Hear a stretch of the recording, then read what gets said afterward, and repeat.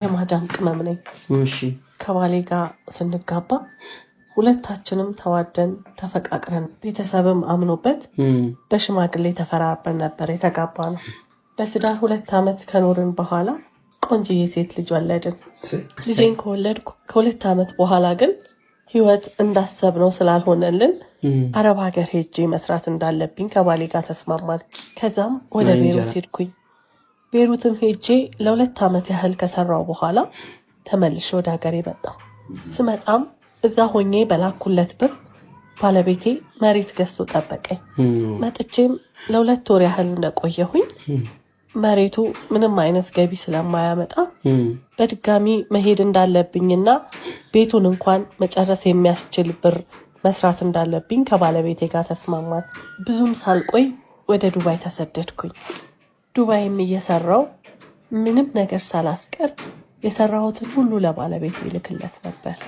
ባለቤቴም በምልክለት ገንዘብ ቤቱን ሰርቶ ጨረሰ። ቤቱ ተሰርቶ እስከሚያልቅ 4 ዓመታትን ፈጅቶ ነበር። በቃ ቤቱን ከጨረስኩኝ መሄድ አለብኝ ብዬ ሳስብና ከባለቤቴ ጋር ሳወራ ሚስቴ 4 ዓመት ለፍተሽ ቤቱን ሰርተናል፣ አሁን የቀረው የቤት ዕቃና የምንንቀሳቀስበት ሱቅ ነገር ቤታችን ላይ እንድንከፍት 1-2 ዓመት እንደምንም ጨምረሽ ስሪ አለኝ። ከመጣሽ አትመለሽም፣ ባለን ነገር ዘናና ደስተኛ ሆነን እንድንኖር 2 ዓመት ብቻ ስሪ፣ ከዛ በኋላ ፈጣሪም ልጅ ከሰጠን ልጆችን ጨምረን አብረን እናሳድጋለን አለኝ። በዚህም ሀሳብ ከባለቤቴ ጋር ተስማምቼ 2 ዓመትን ጨምሬ ለመስራት ወሰንኩኝ። እናም ጨምሬ እየሰራው እንደተለመደው ብሩን ሁሉ ለሱ እየላኩኝ የሚያስፈልገው ነገር ሁሉ አሟላን። ቤቱም አለቀ፣ ሱቁም ተከፈተ። እኔም ዱባይ ከመጣው 5 ዓመት ከ6 ወር ሆነኝ።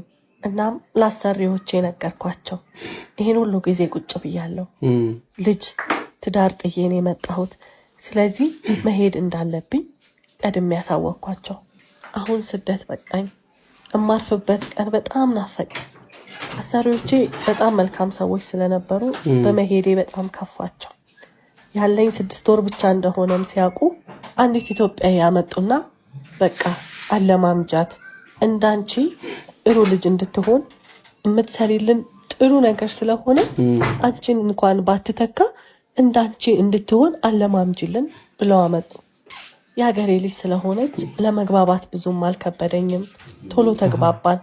እያንዳንዱን ነገር ቶሎ ነበር የምትቀበለው። በጣም መልከ መልካምና ልጅ ነገር ናት።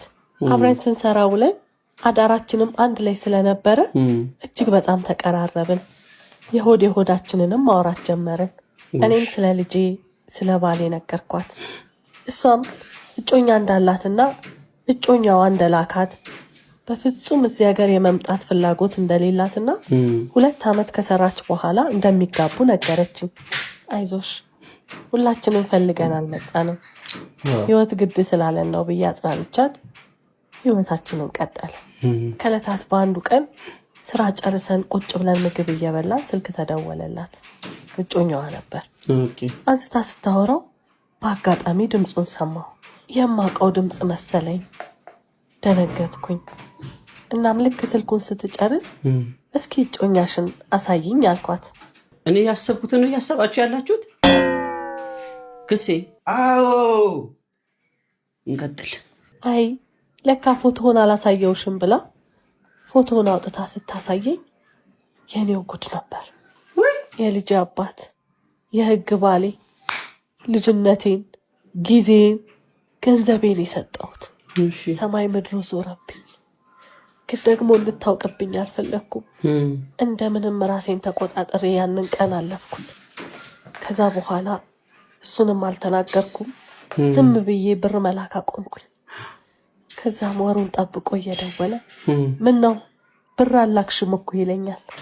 እንደምንም ሰበብ ምክንያት እየፈጠርኩኝ 6 ወሬን ጨርሼ ወደ ሀገሬ ተመለስኩኝ። የሆዴን በሆዴ ይዤ ለሷም እንዲህ ነው እንዲያ ነው ሳልል እሱንም በፈገግታ ተቀብዬ ወደ ቤቴ ገባሁ።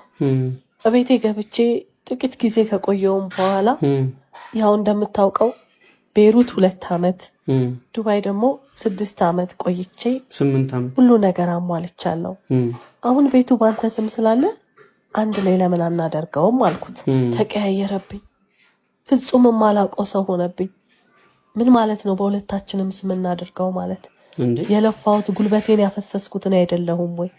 አንቺ 6 ወር ሙሉ ለማንጎረምሳ ነበር ገንዘብሽን ስትልኪ የነበረው። የለፋውት እኔ፣ ገንዘብ የሰጠሁት እኔ፣ ጊዜን የተበላሁት እኔ። እሱ ግን እኔን በዳይ አድርጎ ጭራሽ ይወቅሰኝ ጀመር። ይባስ ብሎ የሰፈር ሽማግሌዎችን ሰብስቦ ምን ብሎ እንዳሳመናቸው አላውቅም እኔ ላይ ፈርዱብኝ ጀመር። በዚህም ሁሉ ነገሬን ተነጠቅኩኝ። ብዙ ለመከራከር፣ ብዙ ለማሳመን ብዙ ጣርኩኝ፣ ግን አልተሳካም። ሁሉ ነገሬን ተነጠቅኩኝ። የ8 ዓመት ልፋቴ በዜሮ ተባዛ። የሁሉን እንባ የሁሉን ለቅሶ የሚያይ ፈጣሪ ነውና ሁሉን ነገር ለፈጣሪ ትቼ በቃኝ፣ ከዚህ በኋላ አልመለስበትም ወዳልኩበት ወደዛ ቦታ ወደ ስደቴ ተመልሼ ሊሄድ ነው። ኢትዮጵያን ሴቶችን መከራ ውስጥ የከተተ እንዲሁም ነፍሳቸውን ያጠፋ የደፈረ የውጭ ዜጋ አይደለም። እኛው ኢትዮጵያውያንን ባል ተብለን ወንድም ተብለን ቤተሰብ ተብለን አጎት ተብለን አባት ተብለን እንዳለ እድሜያቸውን ቁርጥምጥም አድርገን የምንበላው እኛው ራሳችን አውሬዎች ሆነናል። ከወዳጅ አንተ ጠብቀኝ ከጠላቴ ይጠነቀቃሉ ማለት እንግዲህ ይሄ ነው። በስትክክል ብለዋል። እንደ ወዳጅ የመርዝ በልቃጥ የለም። በነገራችን ላይ እንግዲህ ባል ተብሎ ሁለቱም ናቸው ወልደው እንትን ያው ልጅቷንም እኮ እንደ ፈጣሪ ስላልፈቀደ ነው እንጂ እኔ ብቻ ነኝ የወለድኩት ማለት አይቀርም ነበር።